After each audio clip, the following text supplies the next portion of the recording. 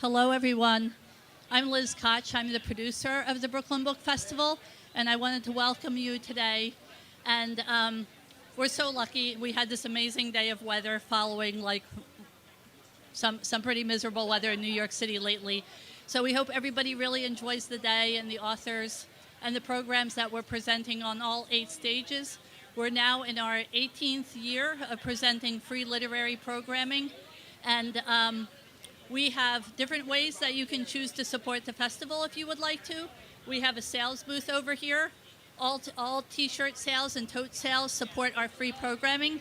You can also feel welcome to donate to the festival at our website at www.brooklynbookfestival.org. In the meantime, enjoy this wonderful day of programming and buy lots of books. Show the love to the authors. Hey, y'all. Can you hear me okay? Check. My colleague is telling me to speak louder. Can you hear me okay now? Oh my God, so many thumbs up. Amazing. I'm Natalie Green, Director of Programs and Partnerships at the National Book Foundation. Thank you. Woo! Yes, it's very exciting. I'm thrilled to join the Brooklyn Book Festival and welcoming you to this event in partnership with NBF. Brooklyn Book Festival is a free book-loving festival powered almost entirely by volunteers. 3 huge cheers to their work, and most especially Liz Koch, producer, alongside Anna, Stefan, Jerry, and Adrian. Woo! We're so happy to be back at the Brooklyn Book Festival to celebrate National Book Foundation honored authors and their work. Year-round, we partner on education and public programming in 48 states and counting. We're so nearly in all 50, but that doesn't make it any less special to be in our hometown. Come find us in the marketplace at booth number 309, where we're selling all 50 of our current 2023 National Book Award longlisters in partnership with our friends at Books Are Magic. We're busy preparing for the National Book Awards ceremony on Wednesday, November 15th, which is in 6 weeks, but don't tell me that. And you're all invited to tune in online. You can register for the broadcast for free at nationalbook.org/awards. And now I can get to the good stuff for today's event. I have the enormous pleasure of chatting with 3 National Book Foundation 5 under 35 honorees, Nana Kwame Adjei-Brenyah, Alexandra Chang, and C Pam Zhang. You can applaud. They're phenomenal. Our 5 under 35 program celebrates, you guessed it, 5 incredibly talented debut fiction authors under the age of 35 each year. 5 under 35 honorees are selected by past National Book Foundation honored authors, and it's a surefire sign that we all can't wait to read what's next from them. And even better, today we get to gather with 3 folks to talk about exactly that, fresh off of their second books. We're going to hear some brief teasers from their new works, chat, and I promise to try to save at least 1 or 2 audience questions time for you at the very end before we scurry over to the book signing, which is over to our right. We're at signing table E with thanks to Greenlight Bookstore. I'm almost done talking, I promise, but I'm really briefly going to read their illustrious bios. Nana Kwame Adjei-Brenyah is the author of the best-selling short story collection Friday Black and the novel Chain Gang All-Stars, which is a current longlister for the 2023 National Book Award for Fiction. His work has appeared or is forthcoming in numerous publications, including Guernica, Compose, Printer's Row, and Breakwater Review, where he was selected by ZZ Packer as the winner of the 2nd annual Breakwater Review Fiction Contest. He is from Spring Valley, New York. He graduated from SUNY Albany and went on to receive his MFA from Syracuse University. Alexandra Chang is the author of Days of Distraction and Tomb Sweeping. Her writing has appeared in the New York Times, Harper's Bazaar, Guernica, and elsewhere. She lives in my hometown right now, Ventura County, California. We did not plan that. C Pam Zhang is the author of Land of Milk and Honey and How Much of These Hills is Gold, winner of the Academy of Arts and Letters Rosenthal Family Foundation Award and the Asian Pacific American Award for Literature, longlisted for the Booker Prize, a finalist for the PEN/Hemingway Award and the National Book Critics Circle John Leonard Prize, and one of Barack Obama's favorite books of the year. She is a New York Public Library Coleman Fellow. And now I'm going to dig in with sort of why we're all gathered today. I just want to talk transparently about what it was like returning to the page after publishing debuts that were beloved and celebrated and found readers, and what what was it like to sort of get back to the writing part? And maybe, Nana, do you want to kick us off? I can start. And before I get fully into my answer, not to embarrass Alexandra, but because her first book came out in pandemic, this is her first ever real festival. So, yeah. We also went to the same MFA, so we're like part of the same gang. So it's a big deal for me. Yeah, I think on Twitter I was joking around that the other title for this event could have been "Fuck a Sophomore Slump," because I think there's whether you have it initially or not, there's like almost like this like presumed worry that you can't do it again. And even if you don't have it yourself, I felt as though when I was doing my tour the first time, people kind of ask you like, well, are you afraid for the next time?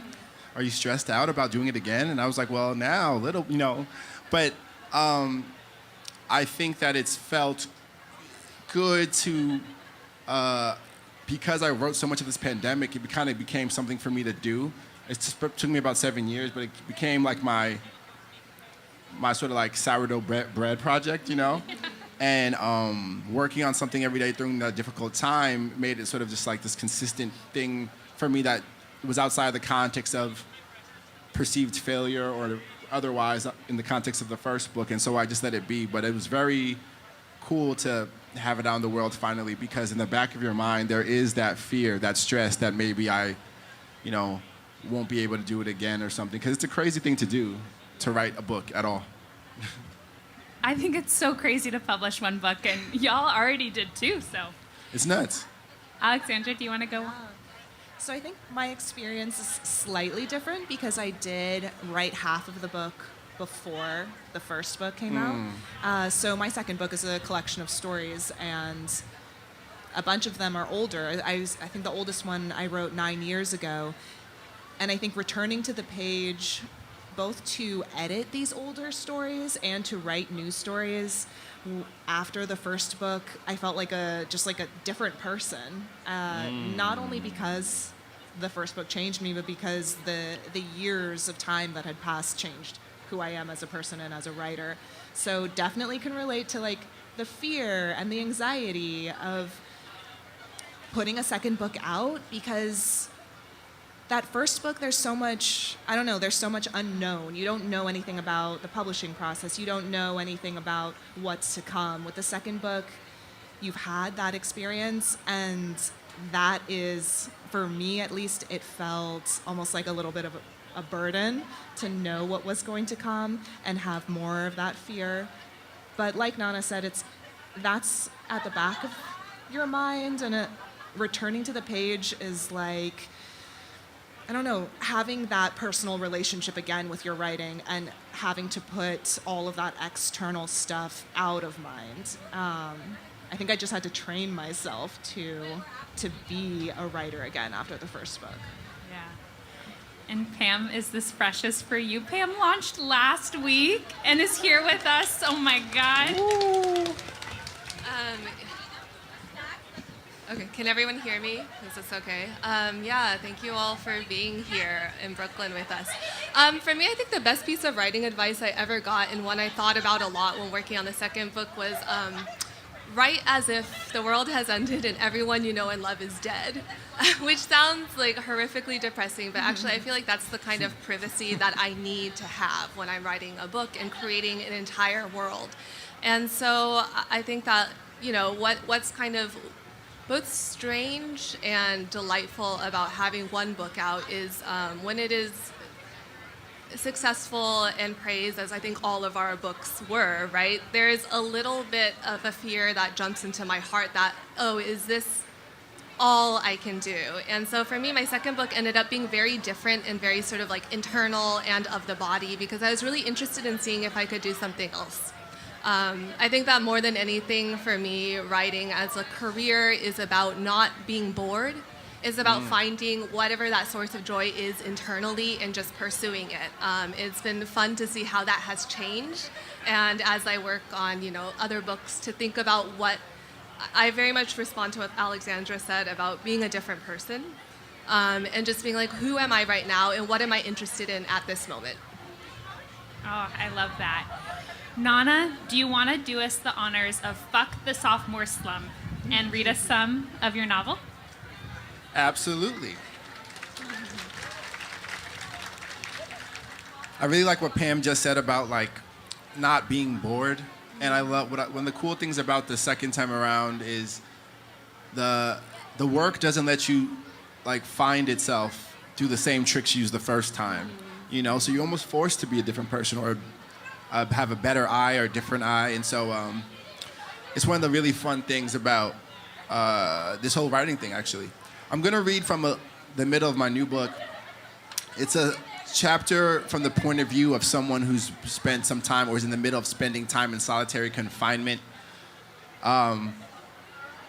It's kind of a downer now that I'm thinking about it.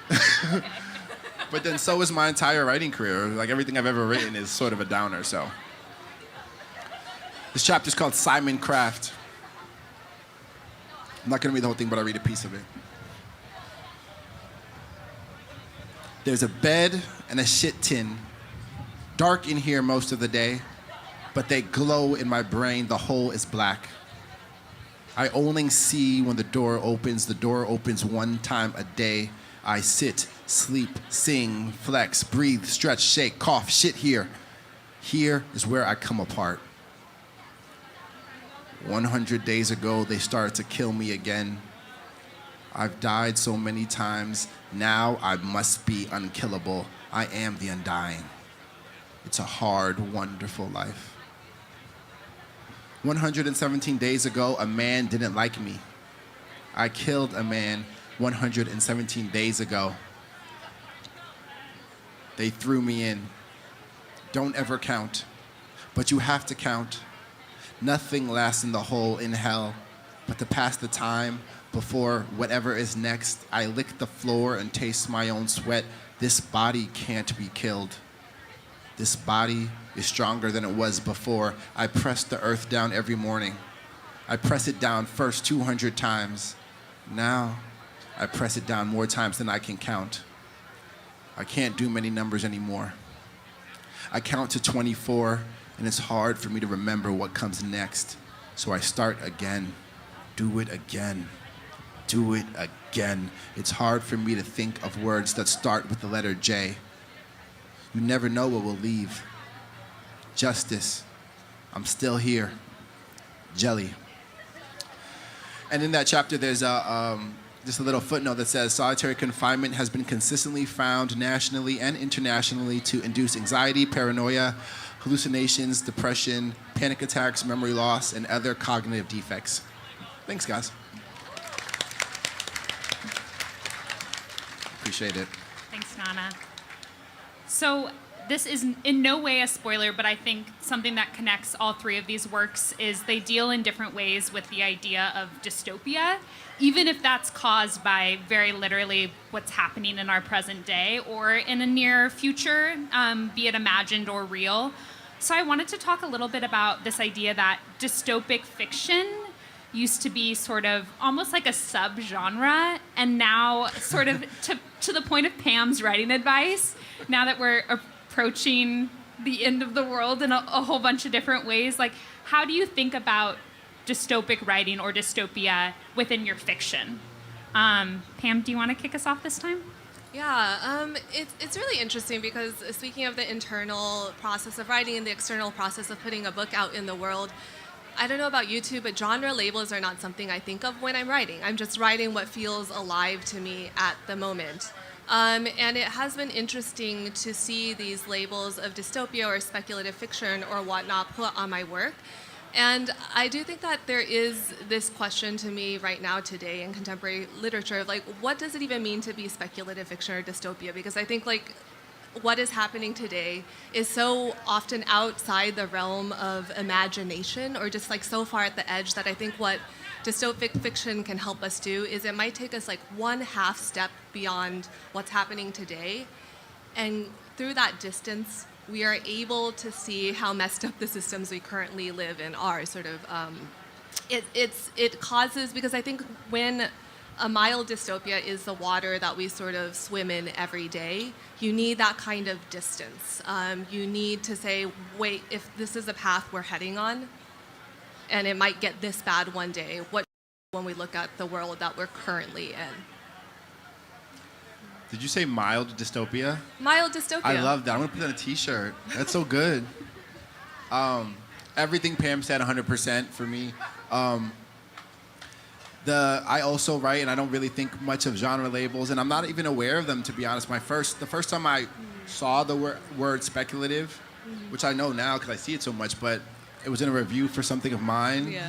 and I was like, how dare you, you know? And then I found out what that word meant, and I was like, oh yeah, that is me, I guess. You know, so, but in terms of dystopia, dystopia is it's kind of everywhere, just depending on where you're sitting. I remember when Salvation City came out, and that's like a dystopic novel about like pandemic that plagues the planet or whatever. And if I would have told you for 2.5 years we're gonna have to do everything over Zoom, you know, it would have been like a dystopic story.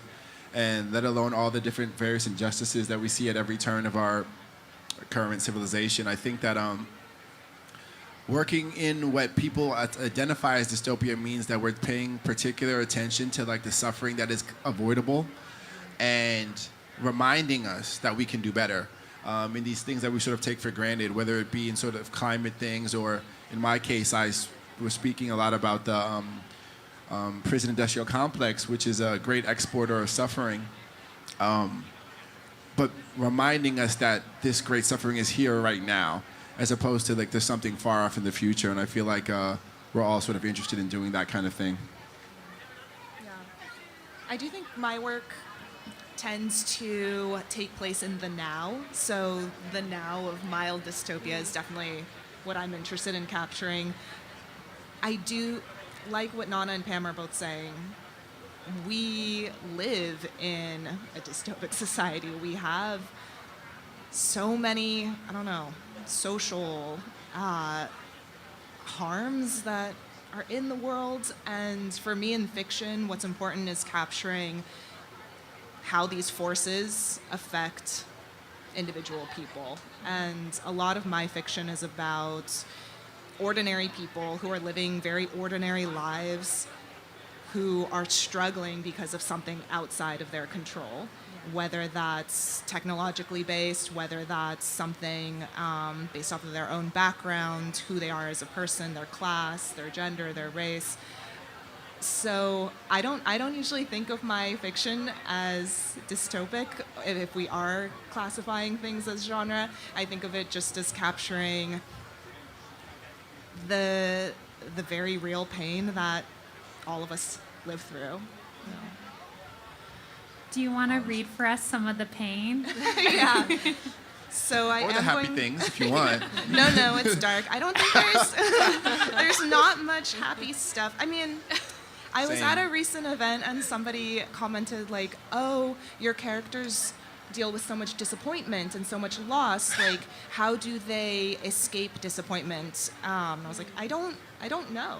I honestly don't know. And oftentimes they go very interior to sort of escape whatever is outside. And the person asking this question was like, well, that's depressing, that the only way to escape disappointment is to go inside your head. And I was like, no, I mean, connection called being to a writer. people, yeah. Right, I'm a writer, fuck off. I mean, this is what I'm interested in writing, so that's what you get. I'm going to read from the first story, which is about a character who has lost her job. She's been laid off, and then she gets a house-sitting gig for a wealthy couple. The deck was my favorite feature, made of dark stained wood and wrapped along two sides of the house that overlooked the hills. At noon each day, I ate a lunch of nuts, a salad, and a stove-grilled vegetarian sausage from the market, a 15-minute drive down the hill, and afterward went out on the deck to tan.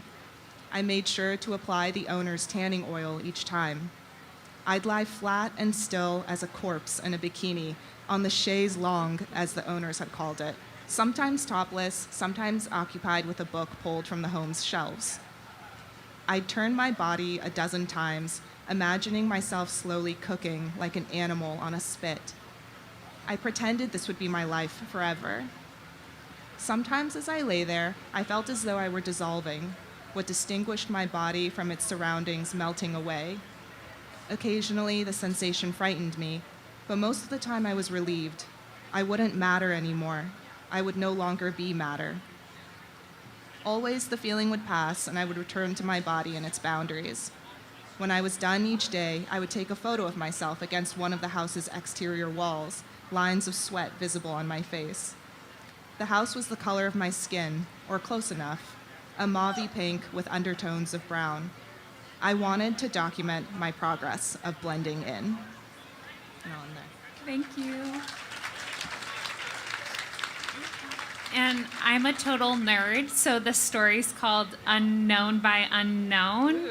And so I wanted to ask a nerdy craft question about how each of you as writers, like, what are your knowns and unknowns when you come to the page? Like, sort of what do you come first with, and then maybe what surprises you once you're there?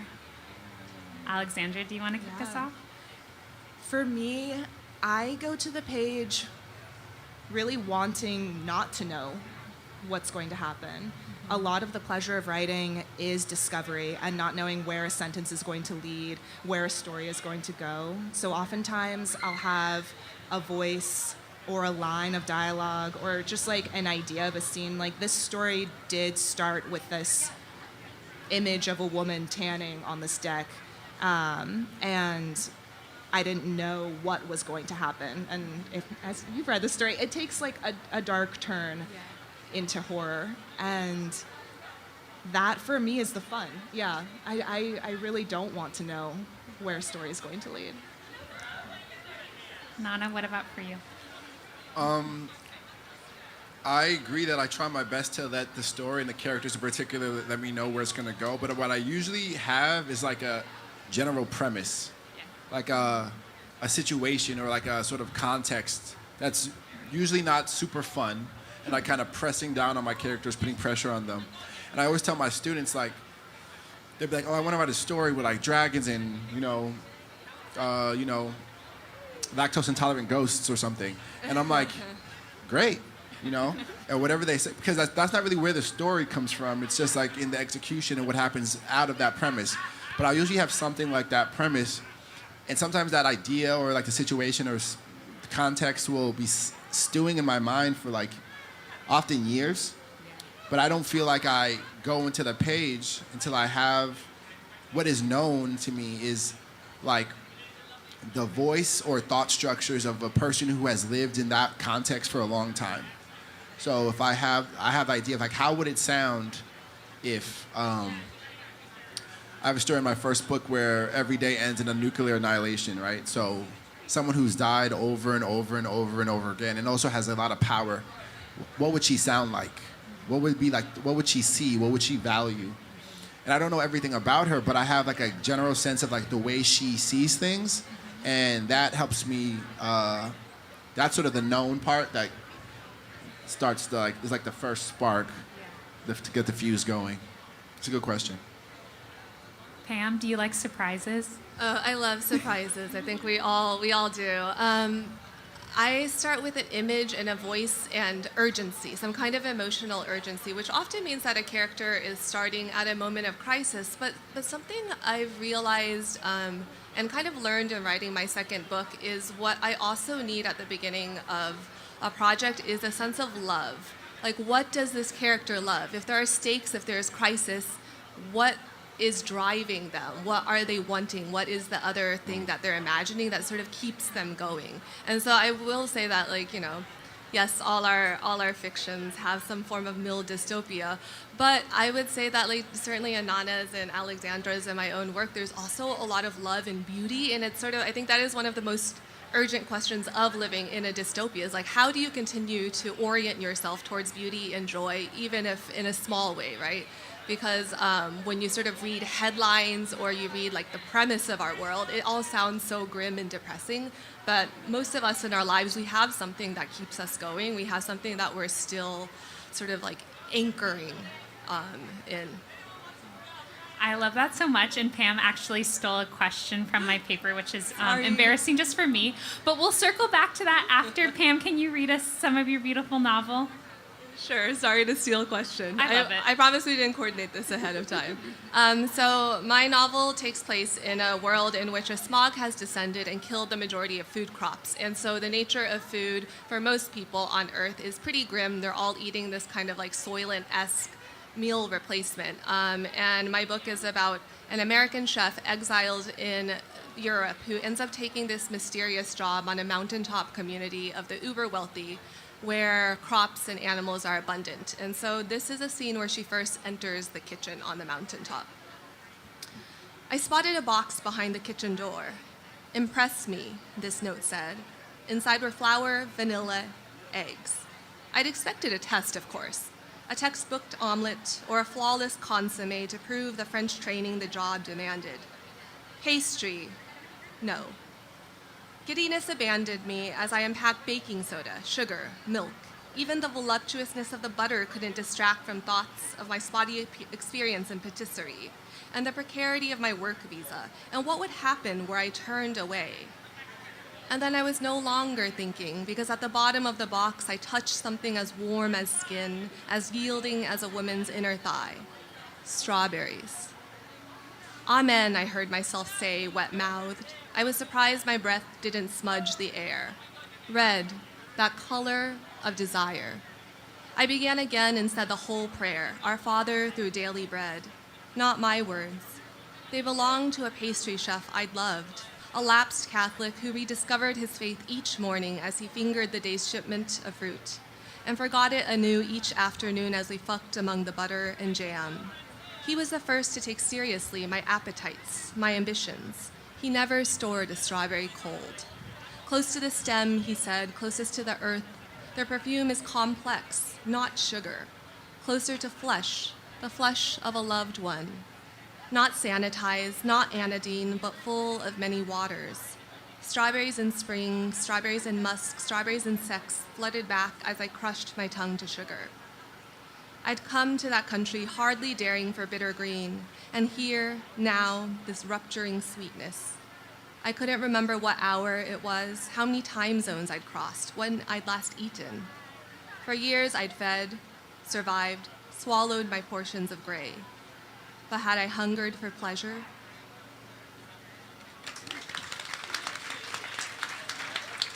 Oh, so good. I want to talk about strawberries and sex. And to go back to Pam's question, I want to talk a little bit about there's so much desire and love and tenderness amidst the hardness of all of your work. And I'd love to hear just a little bit about like how much of a conscious act that is in your writing process, like saving tenderness for your words or for your stories or for even yourself as a writer in this world. Does anybody want to take that first, Nana? It's a really good question. And I think when I think about where that love or tenderness or kind of hope comes, it's a pretty interesting existential question about like writing and life, but I think that if you look at anyone or something long enough, you could learn to love them a little bit. If you pay enough attention to someone, if you care enough about their contours and nuances, you can find something to love. And in the process of writing, this is kind of why I like revision so much and why revision is the bigger part of my process. Every time I look again, even the worst quote-unquote character, I can see a little bit of good in them. I can see a little bit of something, their desire, their love. There's some desire for goodness that somehow went askew. And by every time you revise, you're sort of infusing love again and again and again. And so to me, I don't know if it's exactly conscious. I think I hope that when I'm my highest self, I tend towards love and hope. And I think through writing and through revision, I try my best to like channel that part of me. But I think it's a product mostly like materially from that revising and being willing to look again and see like where I was a little bit limited, where I was a little bit generous, where I could have shown a little bit more care. And over years of doing that, the whole thing rises to a more loving kind of place, I think. And so I think it's conscious because I think at this point I understand that's what happens, but it's not like, I don't know if I'm ever like, or I know I'm never like, well, let me be like 20% more loving here. But it kind of just happens as part of the process that I've adopted. It's a good question. I love that. Alexandra? I'd say I'm semi-conscious of it. The characters who I'm drawn to writing, or the voices that I'm drawn to writing, typically are people who I, even if they're made up, have a lot of love for. I don't know that I necessarily want to write characters who I don't have any love for. And it's like what you're saying, Nana, where you probably, the longer you look at someone, the longer you spend time with a character or a person, the more you find these qualities in them that are worthy of love. But there is this, I don't remember who said this, but somebody said, write about what breaks your heart. And I think that is what I gravitate towards. And the idea of like something breaking your heart means that you have love for whatever that situation is. And it's just a love that hurts, I guess. And I think Pam talked about this too. Nana, you talked about this. Like, writing stories that are dark, that have pain, that have like loss, that have grief. It's not, I don't know, that doesn't exist without like the other side of the coin, without pleasure, without love, without hope. And that's why we experience like both of those two contrasting emotions. And it's important for me to have those in my stories. It can't just be like one emotional note. So that's how I think of it. I think it comes in through revision, but it also comes in through living life. It like naturally comes onto the page. Yep. I started writing my second novel during the pandemic, which is a really bleak time, and the world of the protagonist is very bleak at the outset. And I became really bullish with the realization that, it sounds so cheesy to say, but love and joy and beauty are essential, right? I think during the pandemic, we all had this, as a society, had this watershed moment where we realized that even if we had what we then call the essentials, like our health and a shelter over our heads and food to eat and water to drink, that wasn't enough, right? Being separate and having those essentials wasn't enough. So I do think love is essential, and I really respond to this idea of it coming out in revision. I was sort of thinking back through my own revision process after Nana said that, and I think that's true. Like, you need to be able to see all your characters in their wholeness, and you need to be able to perhaps not forgive them all their trespasses, but to be able to understand where those come from. And certainly on the page, and I think increasingly in life, attention is a form of love. I think attending to something and to someone is like the greatest form of love, being able to see them and acknowledge them. And I actually think that is one of the joys, actually, of writing dystopian or dark or grim fiction as well, is it gives the reader and the writer that particular strange pleasure of being like, I see myself and something of my experiences, something of my sorrows reflected on the page, and seeing that is a little bit healing already. Oh, I love that so much. And I could talk to these people all day, but I promised you 2 questions. So I'm going to let our brilliant stage manager set up a microphone. Oh, it's like here. We're going to bring it out. I know it takes a second to come down the stairs, but we'll have time for like 2-ish folks. And in the meantime, I'm going to squeeze in one more rapid fire round down the row. So 535, you're selected by National Book Foundation honored authors, like I mentioned. Now you all are National Book Foundation honored authors, and I wanted to give you an opportunity to shout out something, a book, anything that you've been loving on lately. Rapid fire round. He's here right now, so I'm thinking about it. Alex Martino has a book coming out called Last Acts. Comes out in January. Woo! You should pay attention to that. And also Kelsey Norris has a book called House Gone Quiet. House Gone Quiet. House Gone Quiet. Kelsey Norris. That's also coming in this month, I think. Very good book. Very great story collection. Sorry. I love it. Nana and Pam's books, obviously, which just came out recently. Also, shout out to Alexandra Martinez's book that's coming out January, also Syracuse grad. And I also recently read Terrace Story by Hilary Leichter, which was incredibly beautiful. Talk about grief and tenderness and joy and pleasure. So definitely recommend that. Yeah, I know. I missed your panel, unfortunately. House Gone Quiet and Terrace Story are really great. I've recently been reading a lot of poetry. So Traveling with Me on Book Tour is a book of poems called, oh my God, now I'm having a brain fart. It's by the poet Sandra Lim. I think it's called The Curious Thing. And I think poetry is often a place I return to find a lot of the things that we're talking about in a really compressed and beautiful space.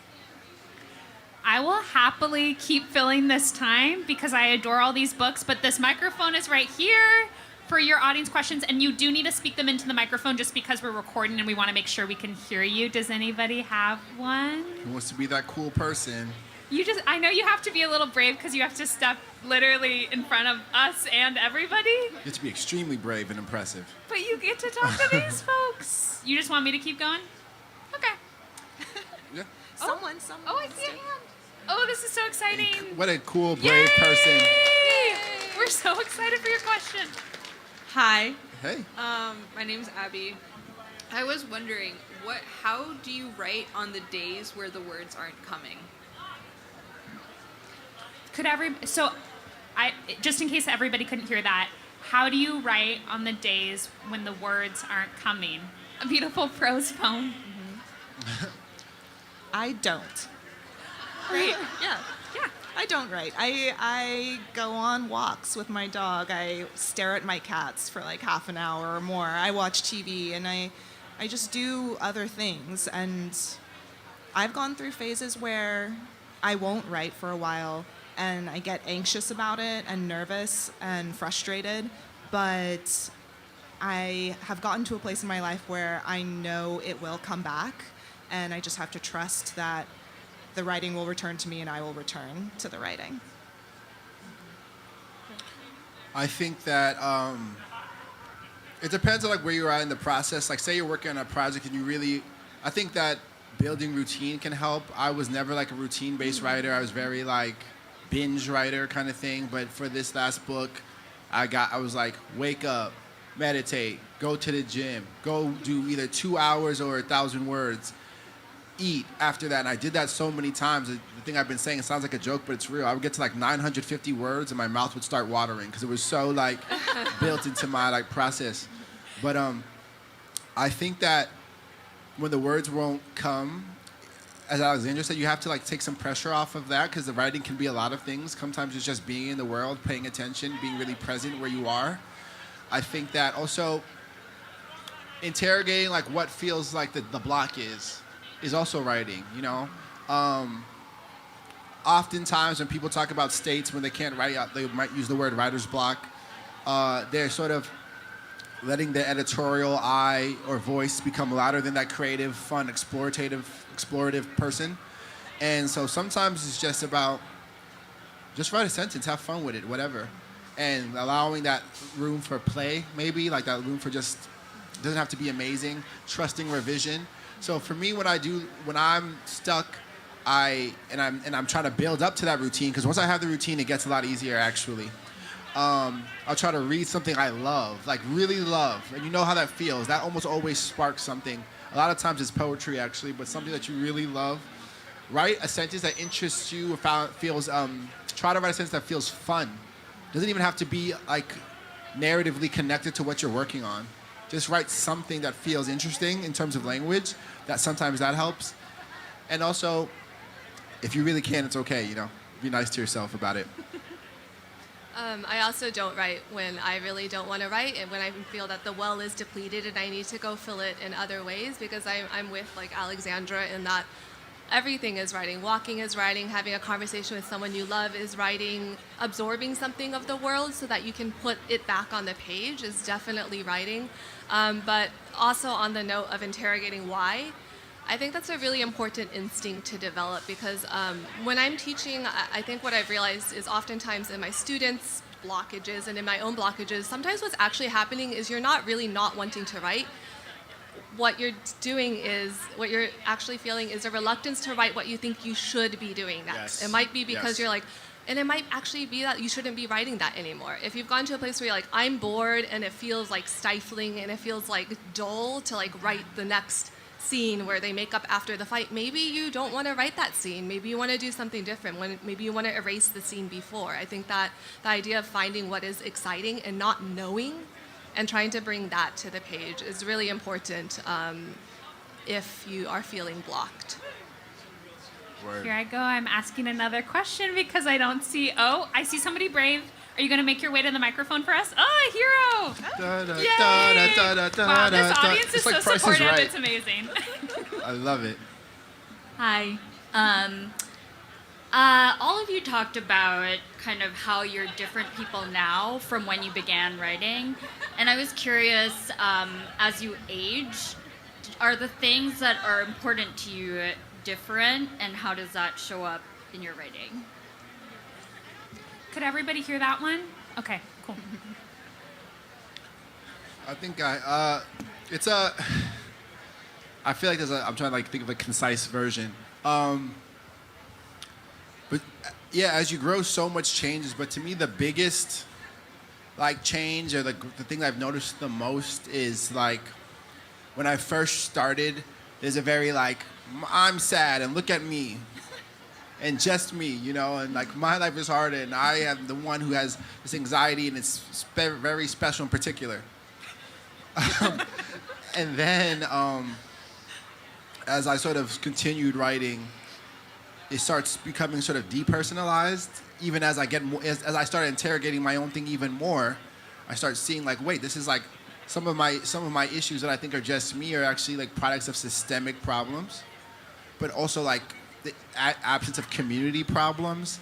And basically, I guess I started to see like through pain or whatever suffering that you're interrogating through your writing, it starts to go through like the portal of you and become everyone. I don't know how to say it. It becomes like the world. I don't know. And so like I think like the biggest macro feeling is that like my suffering and someone else's suffering are like connected in this really real way. And it became, even if I'm focused on myself or not, I found myself connected to this sort of like communal thing. So that exists materially in the actual writing in a lot of different ways. But, and then also I think I just got more comfortable being myself. For a long time, I really resisted like the impulse towards humor, which is how I sort of like make my value in a room or something. I think I thought I had to be a serious writer. I couldn't be funny. I thought to be a serious writer, I had to be very like, use words that me or no one I know ever uses. And I let go of some of those things. And I think I started to feel more comfortable with, for better or worse, this is the kind of stuff I write, and just rolling with that. It's a good question. Yeah. I feel like I put, oh, there you are, Davey. Thank you for that question. I feel like I put so much of myself into the first book, and it was so draining emotionally and then so scary once it was out in the world that changed me as a person. But in terms of being a writer, it felt like, okay, I'm done with that. Like, I'm not as interested in that anymore. And this is kind of speaks to what Pam was speaking about earlier, that question of like, is that all there is that for me as a writer? And the answer is no. There's so much else that I want to write about. There's so much, so many other concerns that I have in the world that I want to put on the page, and life itself just ends up infusing what I'm interested in. I would say like a lot of my newer stories in the book are about like caring for elders, caring for parents who are aging, and not something just because I'm interested in it, because it's something that I'm going through personally. And I think as writers and as people, life is constantly altering our perceptions. We're constantly going through these different transitions, and that is what I'm hoping like I will just carry with me as a writer and be able to continuously explore. I've said at other events, like, it's not limited to like a certain time period in our life. My first book is very much about like a young woman in her 20s, and of course that's a tumultuous time. But my mom, for example, recently retired, and she's going through a major transition. She has the same kinds of questions of like, who am I? What does my life look like now? What do I want out of this life? And so the questions that I'm interested in exploring in my writing are similar, but the concerns and the ways that the characters are being depicted is different, I guess. Yeah. I don't have as lofty of an experience as you of like me versus the community. I think I just, like you said, like want to roll with what I'm interested in, where the energy is, and not try to resist the impulses that I have, even if they're changing.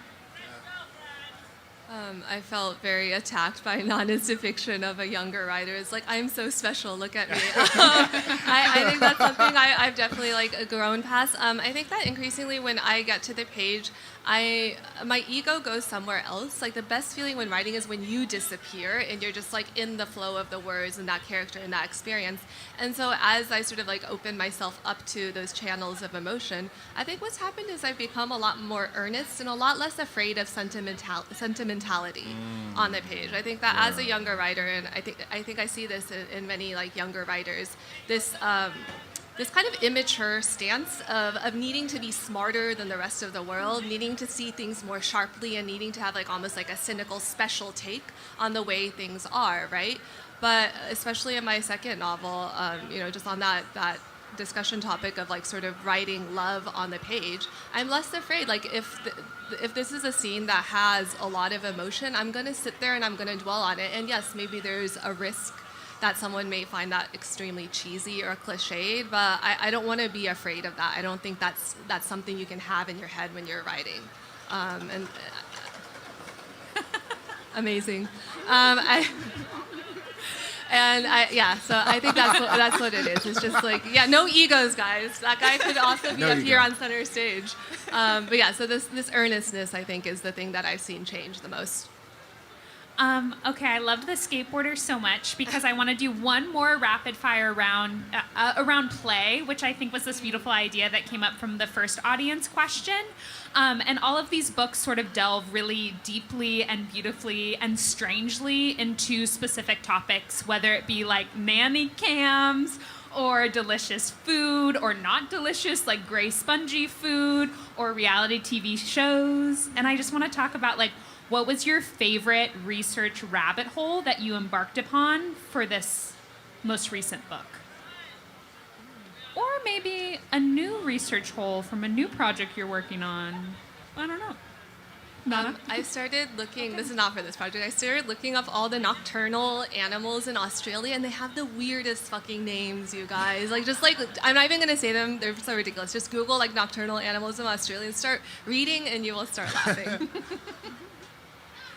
Say unintentional research hole, maybe just like general life, I don't know, activity that I do is watch a ton of dating reality shows, probably What's too your many. favorite? Yeah. Oh, Love Island. Probably Love Island, but I'm on a Love is Blind kick right now. I had to cut myself off from Love Island because I would watch it before I fell asleep. And I'm insane. And so anytime there was a conflict mid-episode, which is how you craft a reality television show arc, I couldn't stop watching until the conflict was resolved, which was never at the end of an episode. It would end on a cliffhanger. Yeah. And then So I another would one. just watch all night long. So Yeah. I can't watch it there are anymore. endless versions endless of this show. content, Yeah. Nana, what about you? For this last book, there was so much research, and I feel like this answer isn't that fun, but it's just something that was interesting to me. I had to go to a lot of like law stuff, like legal research, and there's a paper called it's a corporate law paper called "What is the MBA?" And it was really interesting because really interesting to me. I'm like super interesting. Everyone's like, because the MBA is like a very interesting corporate structure. Hey, it's Josie. It's my publicist. Because it's not like one company, but they're also not like Like the NBA is several companies that aren't in a very clearly defined connection with each other, because there's a governing board, and it just doesn't operate like many other companies do. And so this paper like explores what it was, and that was just really interesting to me because I had like a similar structure in the book with the different prisons or whatever. So I was trying to think about how that could work. And anyways, for me, it was super interesting. We find it interesting too, Nana. Okay. You don't have to lie. It's okay. Sadly, that is the end of our time. Please buy these beautiful books. They are so, so good. I could hand sell them all day, but don't make me. We're going to be signing right next door at Signing Table E. Come say hi, ask your questions with less pressure, and get your book signed. Thank you all so much for coming, and thank you all. Thank you. Thank you, guys. Thank you. Thank you, guys.